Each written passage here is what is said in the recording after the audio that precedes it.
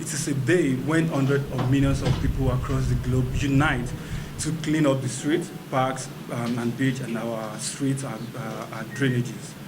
This year, we will extend our focus beyond simply cleaning up our environment and beating the plastic pollution.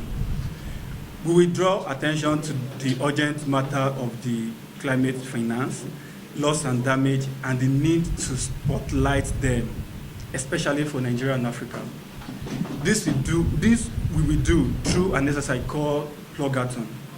We will be racing for the planet through the federal capital city of Abuja with youth and adults from the private and public space. As we race, we will pick up litters along our route. We believe our efforts will exemplify a simple yet inclusive, collective, experimental, and educative approach needed to address pertinent environmental issues presented by a fast-changing climate. Climate change remains a defining challenge of our time, and it demands our immediate attention and action. One critical aspect of addressing climate change is climate finance.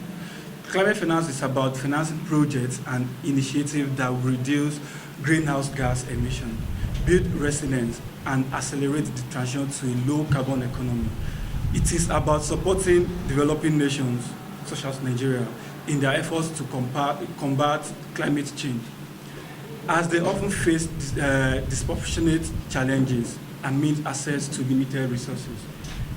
Climate finance is not mere solidarity or mere talk.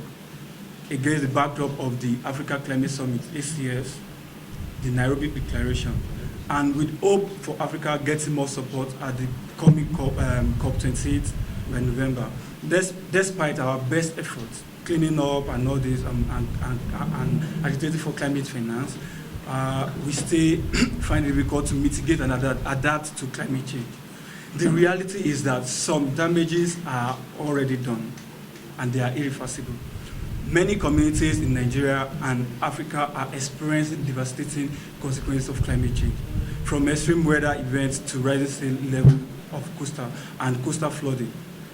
Of course, we have some pockets of flash flooding, to decline in agricultural produce, to increase in poverty, to loss of lives and heritage. As we gather here today, we must acknowledge the importance of establishing a robust framework for addressing loss and damage. This includes mechanisms for compensation, insurance, and support for affected communities. It also involves enhancing our early warning system and disaster preparedness to minimize the impact of negative climate change in those events.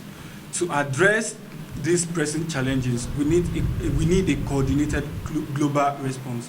We call upon governments, international organizations, the private sector, civil society, faith-based organizations, and grassroots movements like us to work in synergy.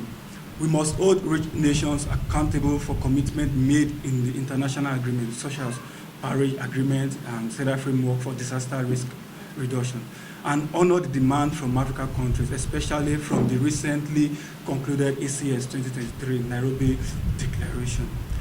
On this World Cleanup Day 2023, let us remember that cleaning up our environment is not just about picking up trash or plastic or litters. It is about addressing the root causes of pollution and environmental degradation.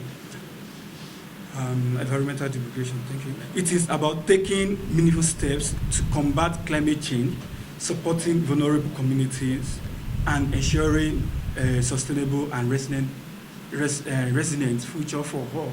In closing, I want to emphasize that our action today will determine the world we live for future generations.